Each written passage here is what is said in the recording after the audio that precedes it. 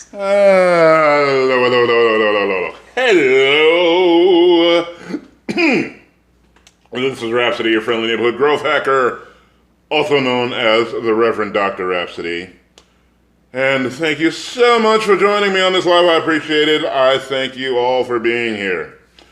And so, being as part of the nom de plume is the Reverend Dr. Rhapsody, we're going to start off with some Bible today.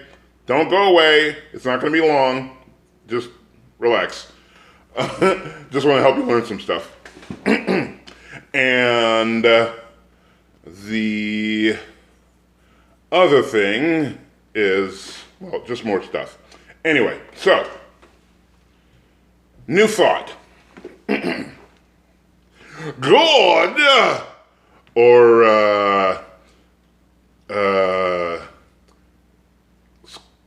what is that? Not conglomerate intelligence. Source energy, the force, collective intelligence. Use whatever label you like. They are, because we all know it's more than one, they are the original serial entrepreneur, and I'll explain to you why. This just came to me. Because I've had this one question my whole life, and the answer just dropped into my head because this started off as what was going to be a comedic routine, and then the answer dropped into my head, so I was like, oh, that makes sense now. That makes sense. Okay, so, well, if I was doing the comedic routine, it was going to start with, all right, I'm dead, I died, and I made it to heaven, and it's my 7-minute window, even though in heaven there's no time. In transformed space, there's no time.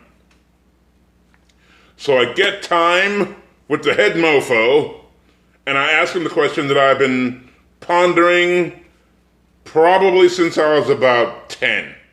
It's like, God, infinite intelligence, collective consciousness, whatever you want to call it. In all of your wisdom, why, oh why, did you feel the need to make insects? We call them pests. Yes, they serve a purpose. Yes, they have a function, but they're annoying. Bees buzz, they sting you. Mosquitoes buzz, they sting you. Spiders bite, they kill you. Why did you make insects? So it came to me, and that's why I'm calling this God as the first serial entrepreneur. Okay, if we follow the story of the Bible, you believe it or you don't, that, okay, we're going to say, instead of days, we're going to call them periods of time. Because, as we all know, there is really no time as far as God's concerned. 1,000,000 years is the same as a day. So, for the sake of the simple-minded, they call it a day back in Genesis. The first day, time period, millennium, billion years, whatever it is, first time period, first day, he makes light. And he saw that it was good. That's also another lesson. Check your creations. Make sure they work. Make sure they're good. Make sure they're really good before you decide to pass them on the market. Because if it's crap, the market will tell you, and you will prove to yourself that you have wasted time. Whereas, had you checked it before you rolled it out, you would know that it was crap and know that you needed to start over. Okay, so that's day one. Day two. He makes atmosphere. Basically, something to bridge the difference between the water and the sky. Okay, atmosphere. Got it. Day 3. The creatures of the sea. This was his first effort at creating an entire universe, basically, because as far as we're concerned, it's a universe under the water. We only see like what's above the water, and like what's below the water is like 99% of what's in the sea. So He made small creatures that was to be food for larger creatures, that was to be food for larger creatures, that was to be food for larger creatures, which probably is part of what keeps the ocean clean, because they filter through the larger creatures. Also, they filter through the ocean itself, which is why, not that it's total BS, but a lot of people give themselves credit for cleaning up the little ducklings with Dawn if there's an oil spill. And the reality is, given a decent amount of time, and not even that much time, the ocean will literally clean itself. Okay, I digress. So, God made the creatures in the ocean. So he made an entire substructure with which to operate in the ocean, which will also then become food for man. That, he had on his list of things he was going to do that week. Making man. So he's like, hey, we need to make food for these guys. All right, so that was his first experience with making an entire universe. Not only was it good, he saw that it was good, and he felt like, man, I'm pretty good at this universe thing. So then he decides to, on another day, on the fourth day, make plants and animals and stuff. So you got plants that are there as food for animals. And you have other animals that are food for other animals. So he's like, I'm starting to notice a pattern here. How about we do this? How about we do this? I know, because I'm God. I can do whatever I want. I'm sure I could have made plants automatic to where they'll just take care of themselves. I already do it with the trees. But hey, what fun is that when I can make these beautiful plants, these beautiful flowers that require another to help them grow, to help them multiply, because that's the name of the game, be fruitful and multiply.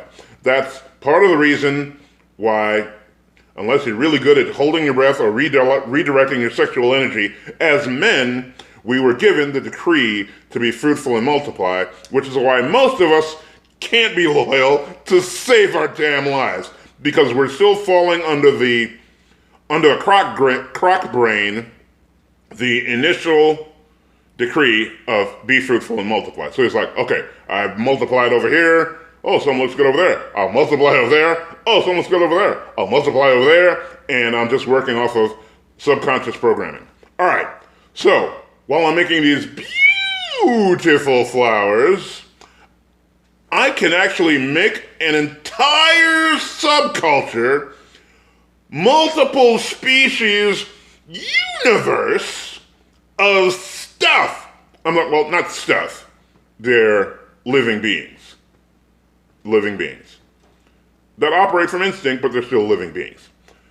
That will just naturally be drawn to the flower because they like the sweetness that comes from the flower.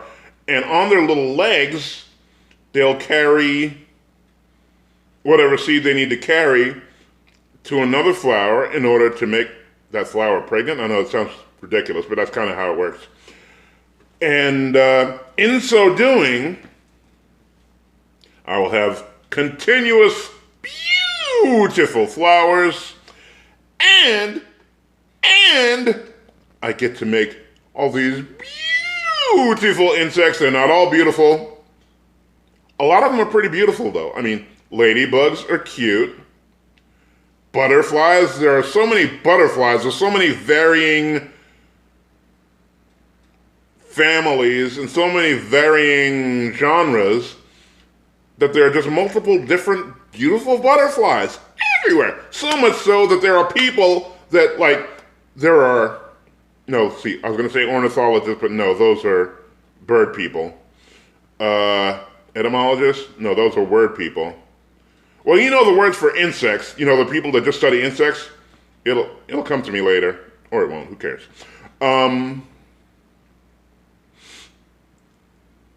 He chose to make an entire universe of beings who are not only beautiful, but they serve a purpose.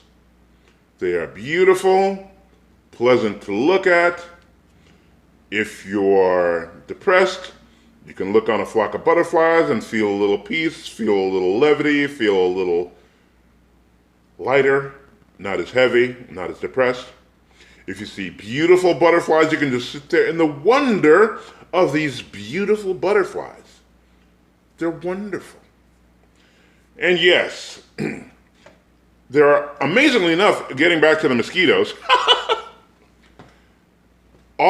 so long in my life I didn't realize that the big mosquitoes, the ones with the super long legs, they actually don't do the stinging. They eat the other mosquitoes. They eat the mosquitoes that sting you. So some of this wonderful universe is self-sustaining by simply the creation of itself. Again, just like I said, like he did with the animal kingdom when he was making animals, he made small animals that subsist on smaller creatures or just plants, made larger animals that subsist on the smaller animals, made larger animals that subsist on the other small animals, and so on, so on, so on, so on, so on, until we get to man, who subsists on the larger animals.